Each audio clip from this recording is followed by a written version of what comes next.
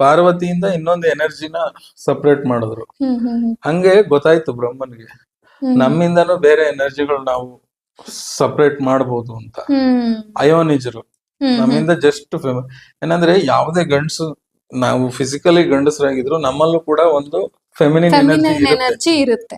ಹೌದು. ಸ್ತ್ರೀ ತತ್ವ ಇದ್ದೇ ಇರುತ್ತೆ. ಹ್ಮ್ ಅದನ್ನ ಹ್ಮ್ ಸಪರೇಟ್ ಮಾಡ್ತಾರೆ. ಹ್ಮ್ ಬ್ರಹ್ಮ ಅವರಿಂದ ಸಪರೇಟ್ ಮಾಡ್ತಾರೆ, ಹ್ಮ್ ವಿಷ್ಣು ತನ್ನಿಂದ ಸಪರೇಟ್ ಮಾಡ್ತಾರೆ, ಹ್ಮ್ ಹ್ಮ್ ಹ್ಮ್ ಶಿವ ತನ್ನಿಂದ ಸಪರೇಟ್ ಮಾಡ್ತಾರೆ. ಹೀಗೆ ಆ ಸಪರೇಟ್ ಆಗಿ 7 ಜನ ದೇವತೆಗಳು ಬರ್ತಾರೆ.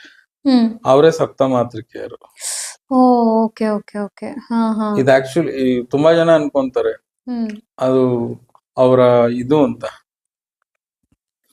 ವೈಫ್. ಕನ್ಸಾರ್ಟ್ಸ್ ಅಂತ. ಹಾ ಹಾ ಹಾ ಅಲ್ಲ, ಅವ್ರ ಪಾರ್ಟ್ನರ್ಸ್ ಅಲ್ಲ, ಹಾ ಹಾ ಅವರ ಫೆಮಿನಿನ್ ಎನರ್ಜಿ. ಹಾ ಹೌದು. ನಿಮ್ ಸಪ್ತಮಾತೃಕೆಯರು ಯಾರು ಅಂದ್ರೆ, ಒಂದು ಬ್ರಹ್ಮಾಣಿ, ಇದು ಹ್ಮ್ ಬ್ರಹ್ಮನ ಸ್ತ್ರೀ ಫೆಮಿನೈನ್ ತತ್ವ. ಎನರ್ಜಿ. ಹಾ ಓಕೆ. ಇನ್ನೊಂದು ವೈಷ್ಣವಿ, ಹ್ಮ್ ವಿಷ್ಣುವಿನ ಸ್ತ್ರೀ ತತ್ವ. ಹ್ಮ್ ಇನ್ನೊಂದು ಶಿವಾನಿ ಅಥವಾ ರುದ್ರಾಣಿ ಅಂತಾರೆ, ಮಾಹೇಶ್ವರಿ ಅಂತಾರೆ, ಎಲ್ಲ ಹ್ಮ್ ಒಂದೇನೆ. ಹ್ಮ್ ಇದು ಶಿವನ ಸ್ತ್ರೀ ತತ್ವ. ಹ್ಮ್ ನಂತರ ಕೌಮಾರಿ.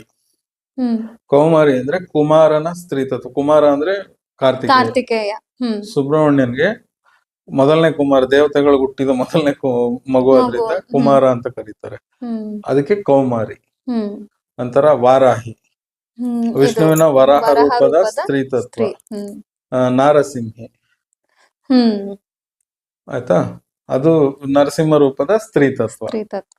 ಅಂದ್ರೆ ಇಂದ್ರಾಣಿ, ಇಂದ್ರನ ಸ್ತ್ರೀ ತತ್ವ.